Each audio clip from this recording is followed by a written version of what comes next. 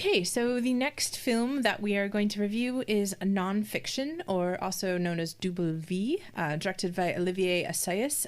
It's a comedy in a very French sense, and I love to say that because I always think, where's the comedy in a lot of French comedies? With a capital F, French with a capital F, starring Juliette Binoche and Guillaume, Canet, two of like the most beautiful people. But it's a very sophisticated, talky film that looks into the French literary world and the current change that's happening within the industry. And as I say, capital very French, because of course there's clandestine love affairs. That's what they do really well. The plot revolves around a writer, Lawrence, and his good friend, who's his publisher, Alan, who's basically agreed not to publish his latest novel. And the publisher himself is considering taking the entire company digital, thanks to one of his employees and his mistress, Laure. And then you find out, everybody's sleeping with everybody, and it just keeps going that way.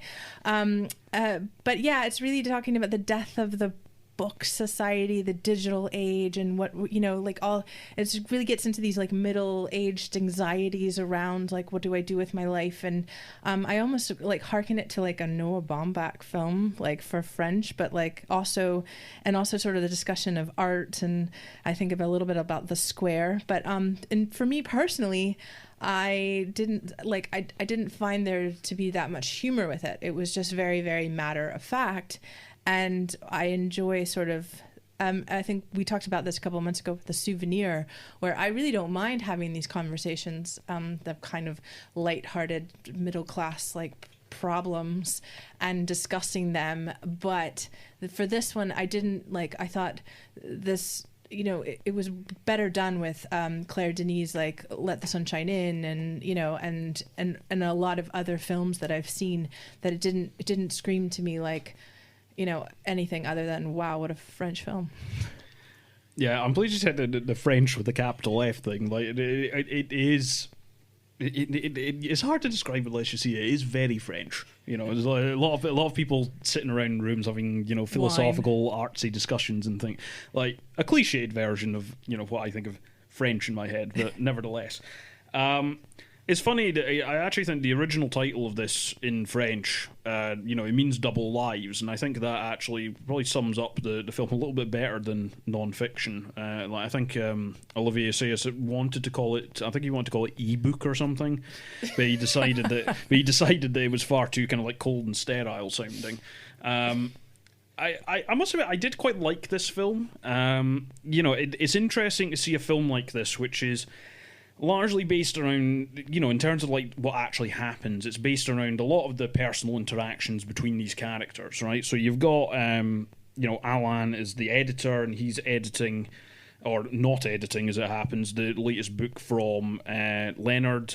He's decided not to publish it, so you've got their relationship, and then their relationships with their respective wives, and then there's a young, sort of like digitally focused woman who's brought into the employ of Alan's publishing firm.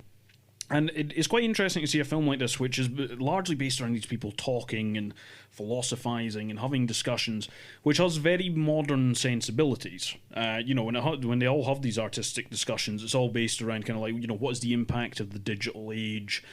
What is the impact of the likes of Twitter on literary criticism and all the rest of it. And the discussions are actually quite interesting, right? I got a lot out of them, but I think your tolerance for it is probably directly related to how much tolerance you would have for having these discussions yourself in real life. Now, as it happens, like I will wax lyrical about this with people who want to, so I got plenty out of it.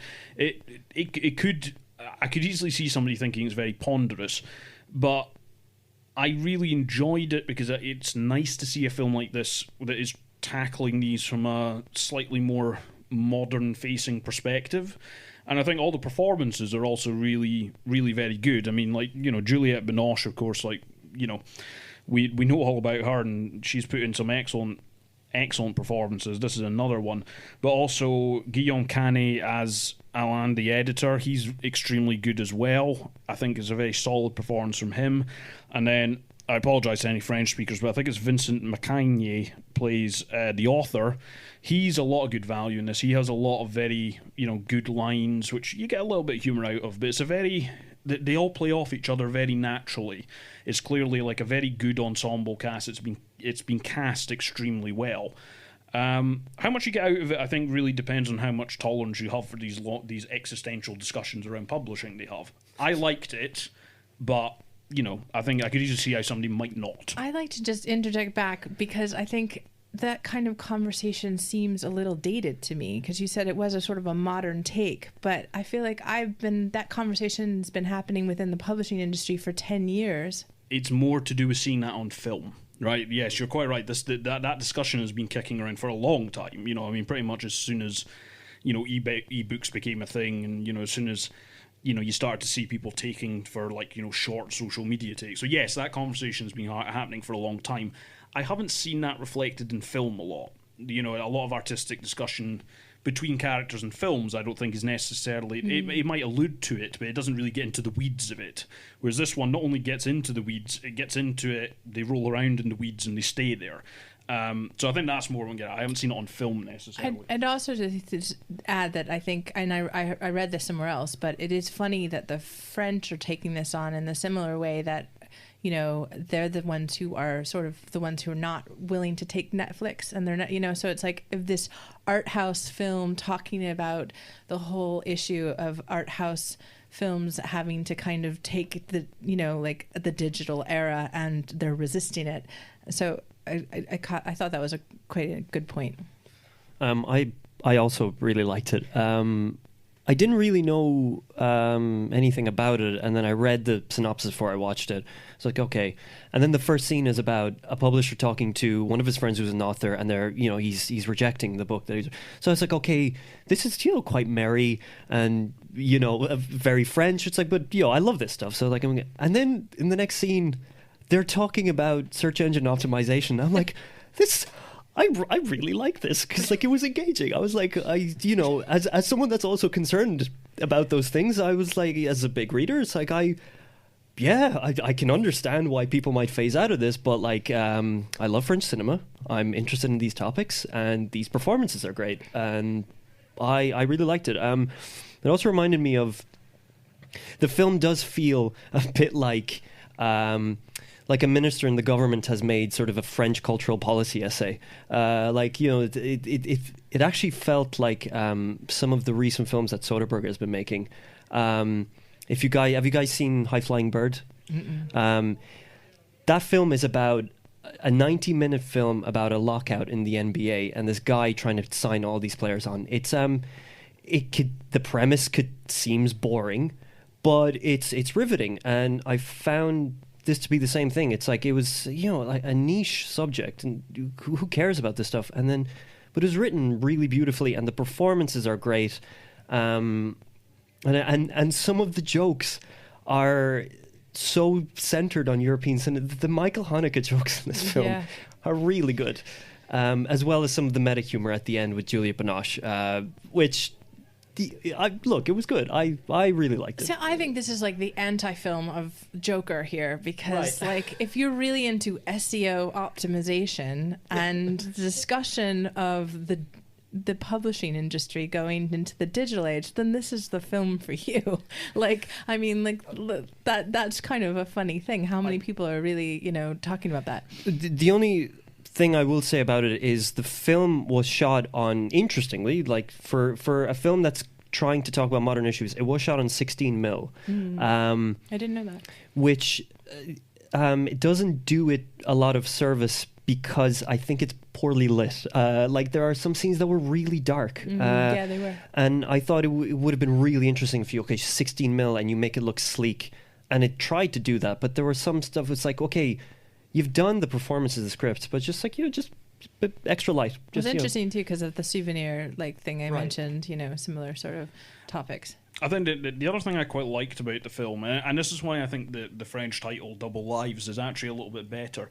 There's a lot of discussion when they're having these discussions. There's a lot about what is perceived to be the future and what actually is the future in terms of what statistics bear it out.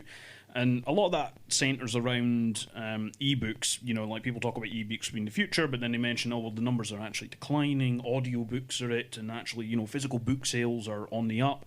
And it's this idea of what you perceive to be real, what you perceive to be the truth, and then what actually is. And I think a lot of these, these very artistic, philosophical discussions that they have around art actually gel very nicely with the behaviour of the characters, because every single character in this film is duplicitous in some way, right? They are all hiding something, they are all presenting a truth which is not actually genuine, and it even goes into other aspects of the character, such as, so Leonard's wife Valerie is a political consultant in the film, and she has this client that she's trying to get elected, and basically she has to kind of cover up some of his misdeeds. So this idea of what we perceive to be correct, or what we perceive to be an objective reality, and what is actually happening, that's woven through their discussions, but it's also woven through their actions. And that's why I actually think the title non-fiction does it a bit of a disservice. I don't think it's a particularly good one for the film.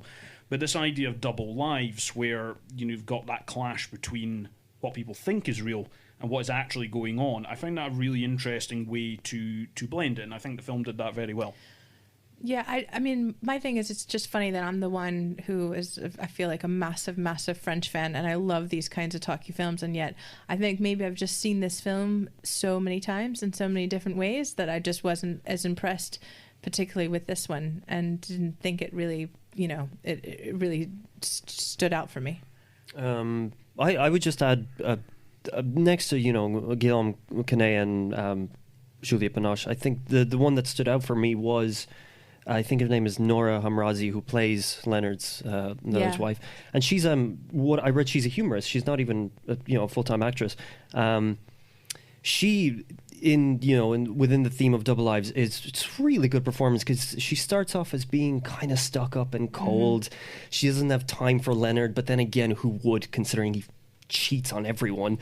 And then there are sections where she's particularly, in the end, but in the middle section where she's so tender, she's talking about, like, would you leave me and stuff like this. And I thought her performance was really a standout of, like, she doesn't actually seem to have her own sort of, like, everyone seems to be cheating except her, from what I remember.